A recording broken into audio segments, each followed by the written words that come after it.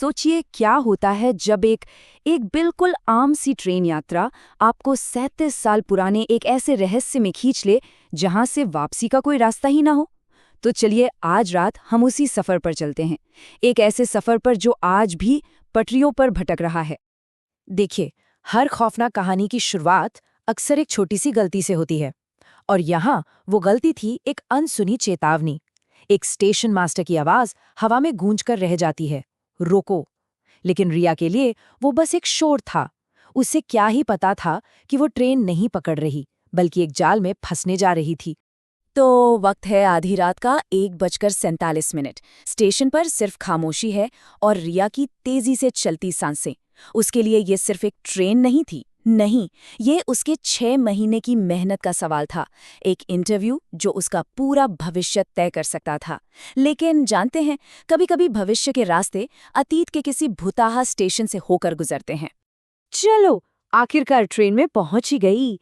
रिया की जान में जान आई। Coach S4। और कमाल की बात यह है कि ये पूरी तरह खाली है। मतलब किस्मत कितनी अच्छी है ना? या शायद इतनी भी अच्छी नहीं, क्योंकि कभी-कभी सबसे बड़ा खतरा भीड़ में नहीं बल्कि खालीपन में छिपा होता है। रिया अभी अपनी सीट पर ठीक से बैठी भी नहीं थी कि एक परछाई सी उभरी। एक बूढ़ी औरत जिसकी आंखों में ऐसा लग रहा था मानो सदियों के राज छिपे हों। वो बस इतना कहती है, बेटी, इस ट्रेन में अकेले मत बैठना। और फिर गायब, जैसे हवा में घुल गई हो। अब ये एक चेतावनी थी या आने वाले खतरे की पहली दस्तक? तो अभी तक जो सफर सिर्फ अजीब था ना, वो अब खौफ की पटरी पर दौड़ने वाला था। अगली मंजिल कालीपुर हॉल्ट, एक ऐसा स्टेशन कहते हैं जहां ट्रेनें रुकती तो हैं पर जिंदा लोग उतरते नहीं। सब कुछ शुरू हुआ बत्तियों के झपकने से, जैसे ट्रेन अपनी पलकें झपका रही हो। फिर उस अंधेरे में कुछ फुसफुसाहटें सुनाई दीं, और फिर एक परछाई जो पहले तो कोने में खड़ी थी और फिर नहीं थी। रिया भागना चाहती है, पर दरवाज़ा जाम है।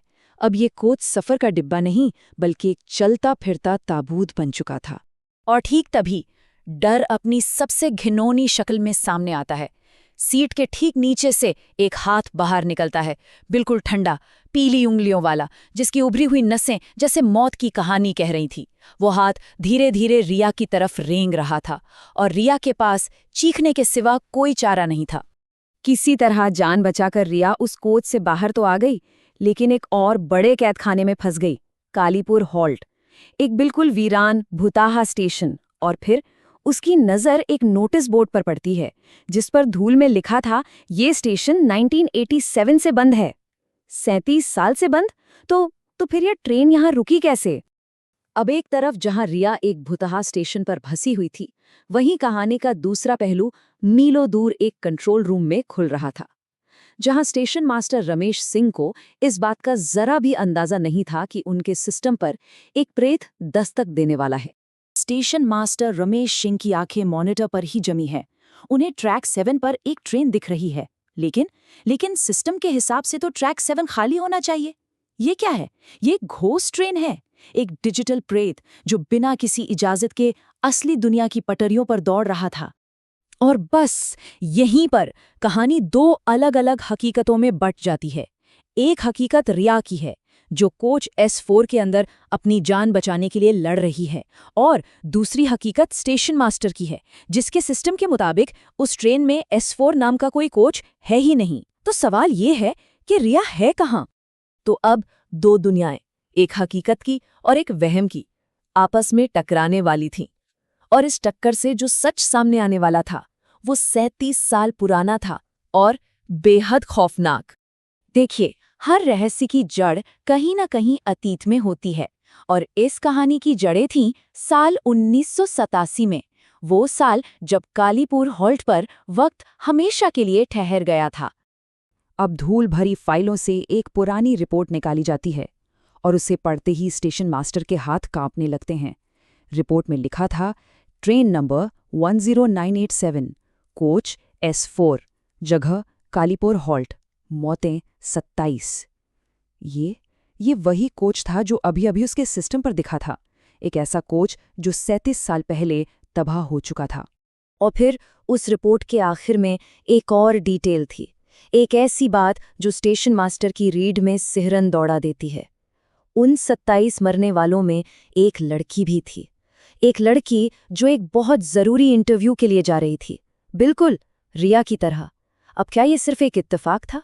37 साल पुरानी पैसेंजर लिस्ट निकाली जाती है और उसमें दर्ज 27 नामों में से एक नाम था रिया शर्मा। नहीं, ये इत्तेफाक नहीं था, ये तो इतिहास था जो खुद को दोहरा रहा था। और अब हम पहुंचते हैं कहानी के उस आखिरी पड़ाव पर, जहां हकीकत और वहम एक दूसरे में ऐसे घुल जाते हैं कि सच को पहचानना नामुमकिन हो जाता है। जब रिया को होश आता है तो उसे बताया जाता है कि ट्रेन तो रद्द हो गई थी, वो कभी स्टेशन से निकली ही नहीं, बल्कि प्लेटफॉर्म पर ही बेहोश मिली थी। मतलब उसका वो खौफ, वो ट्रेन, वो भूता स्टेशन, सब कुछ क्या सिर्फ एक बुरा सपना था, या फिर उसे यही यकीन दिलाया जा रहा था? लेकिन अगर सब कुछ रिया का वहम था, तो फिर पुलिस को उस 37 साल से बंद पड़े स्टेशन पर क्या मिला? एक ऐसा सबूत जो पूरी कहानी को पलट कर रख देने वाला था। कालीपुर हॉल्ट की धूल में रिया की शॉल का एक टुकड़ा मिलता है और उस टुकड़े पर वही पीले ठंडे उंगलियों के निशान थे। अब वहम सबूत तो नहीं छोड़ते हैं ना, तो फिर ये क्या था? और फिर आता है सबसे बड़ा सबूत, रिया के फोन में एक तस्वीर, रात के 2:41 की, जिसे उसने खुद नहीं खींचा था। तस्वीर में रिया उसी वीरान प्लेटफॉर्म पर खड़ी है और उसके कंधे पर एक परछाई का हाथ रखा है। लेकिन रुकिए, कहानी यहाँ खत्म नहीं होती। अगली शाम वापस उसी कंट्रोल रूम में स्टेशन मास्टर के मॉनिटर पर वो घोस्ट ट्रेन फिर से दिखाई देती है, उसी ट्रैक पर, उसी वक्त। लेकिन इस बार कुछ अलग था। इस बार सिस्टम उस ट्रेन में मौजूद एक यात्री की जानकारी भी दिखा रहा था, और यात्री का नाम था रिया शर्मा। तो आखिरी सवाल यही है कि अगर कोई कहानी सच नहीं है तो उसके पीछे छूटे सबूतों को क्या कहेंगे? क्या वो वाकई में बस एक वहम था, या फिर कोई आत्मा जो 37 सालों से आज भी अपनी आखिरी मंजिल का इंतजार कर रही है?